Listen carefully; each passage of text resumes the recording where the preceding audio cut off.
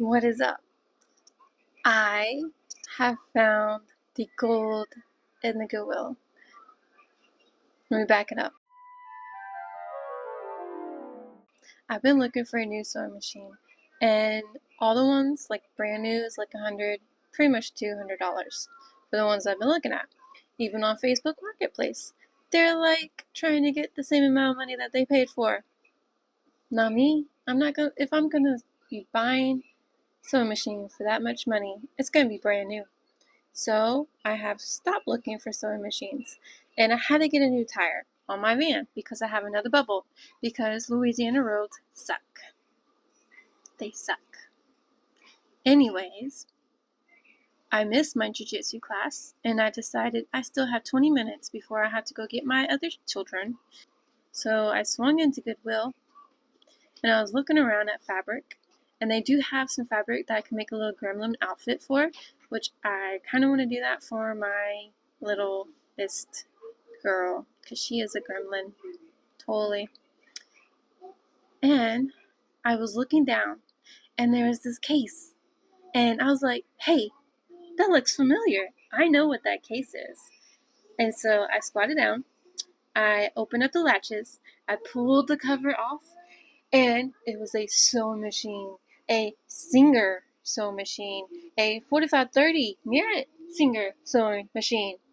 And it looked fabulous. It looked very well kept up with and everything. And the price tag was $24.99. $24.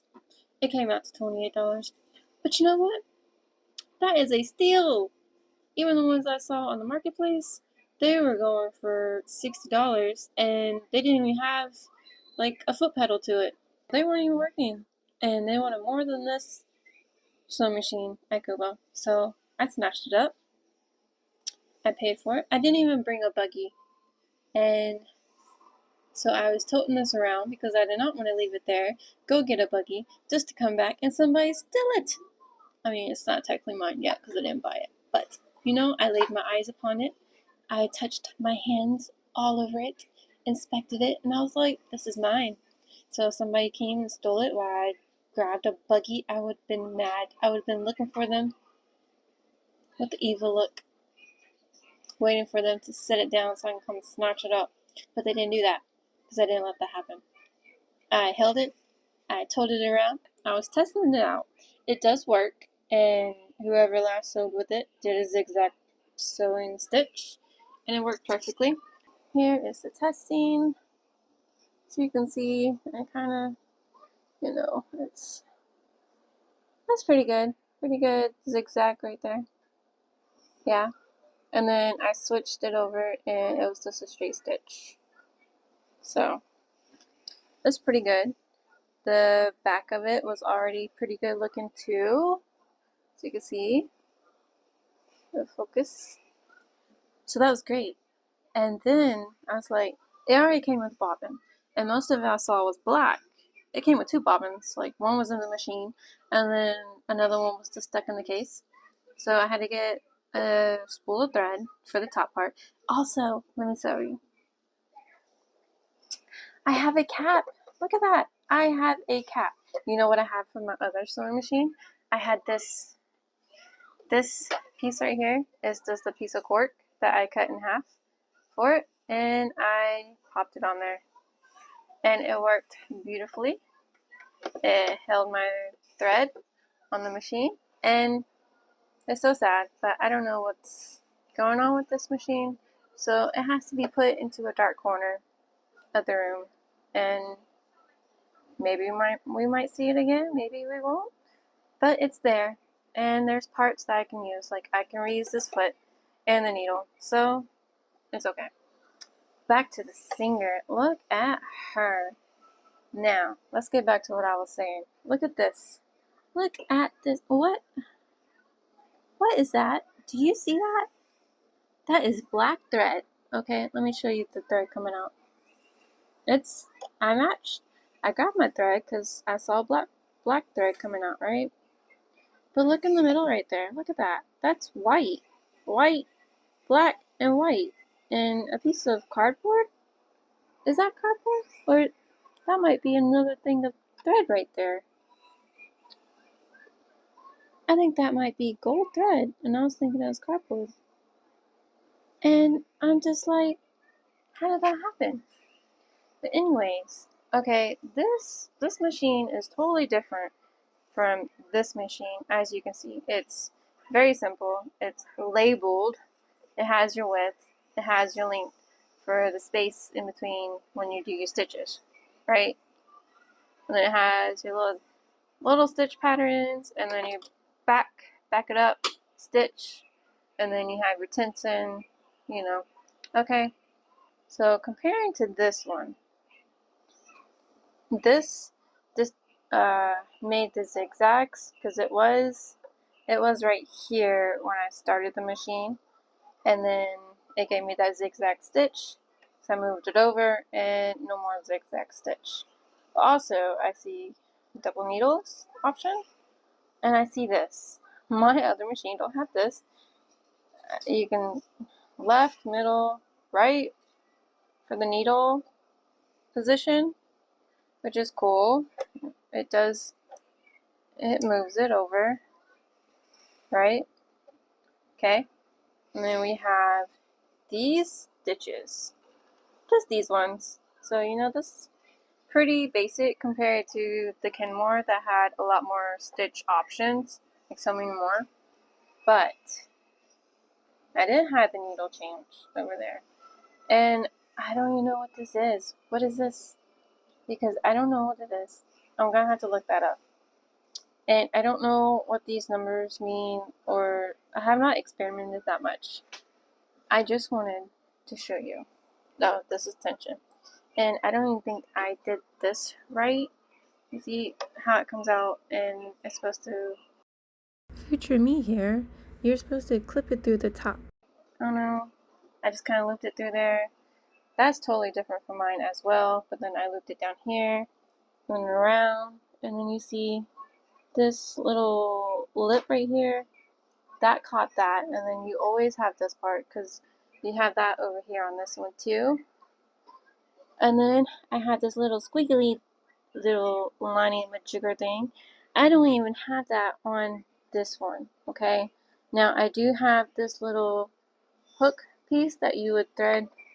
You'll put your thread right here, through here, and then you thread it through the needle, right? Here, okay, I had this little coil thing, and then I had this little weird coil thing that really took me a hot minute to figure out how to keep the thread there and not fall off. And then you thread it through, and this foot in particular, this foot has a little hole that you can just bring it through this part. So your thread's not like flopping around. You just bring it through, and then you want it to the back.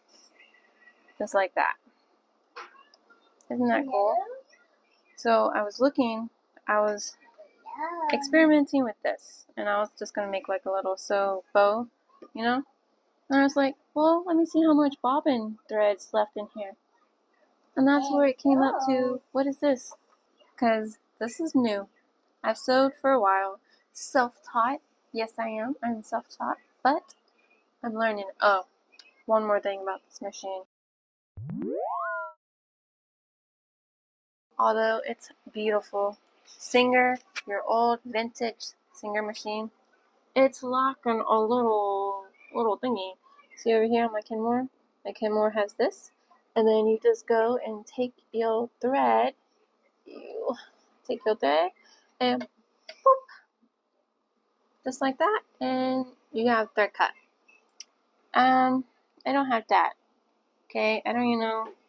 I guess I have to unscrew this to even open this, because over here I could just pop that open, and then it shows me even more of the guts with the little light bulb and your foot height. Yep. Well, that was Kenmore, and this I had to get a screwdriver. But one cool thing is my grandma had a Singer, and she had the Singer sewing table that like you flip the table open, and then the sewing machine pops up, and then you can sew with your extra length of table which is so cool. And holy, bring that style back, because that's pretty cool. I decided to further test this machine out by getting this project out of my head and into reality. I've been thinking about this for a while. I want to make curtains for my kitchen because I lost my old curtains and I can't keep seeing the flag curtain up when it's Halloween time. That's not happening. So, I've drew out some bats. I pinned the fabric together, and now I'm going to cut the fabric bats out, cut it along the line, and then after I get this all done, I'm going to pin them to the curtain, and then I'm going to sew them to the curtain. And then I will have some good old batty Halloween themed curtains. I already sewed the curtains up, and then I was like, hey, I should record the rest of this stuff since I didn't record the first part. You're welcome. Once I had all my bats cut out, I decided to arrange them in a way I liked on the curtains and pin them in place. I did like the little up top, the medium size in the middle, and the big one at the bottom. And then I repeated that on the other side. Now, I was thinking about doing a zigzag on the edges, but I decided that would be a little complicated for the little one, and I just did a straight stitch as close to the edge as possible. The bigger the bats got, the easier it was to move the fabric around and to sew it in place. If you look really closely, some of it may not be actually touching the bat or the, that's not combining it at certain little tiny pieces, but that's okay. Most of it's there. And I'd rather have sewed it to keep it in place longer than using some glue and then years later it just falls apart. Kind of wanted to keep this around a little longer each year. And there's one side of the curtain all done. I think it looks pretty cute, kind of like a cottage chic, October-y, Halloween-y look.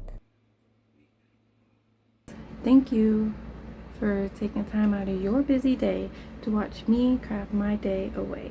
If you like this craft, hit that like button and subscribe and the bell so you can see the next one coming out soon. Till then, happy crafting. Take care.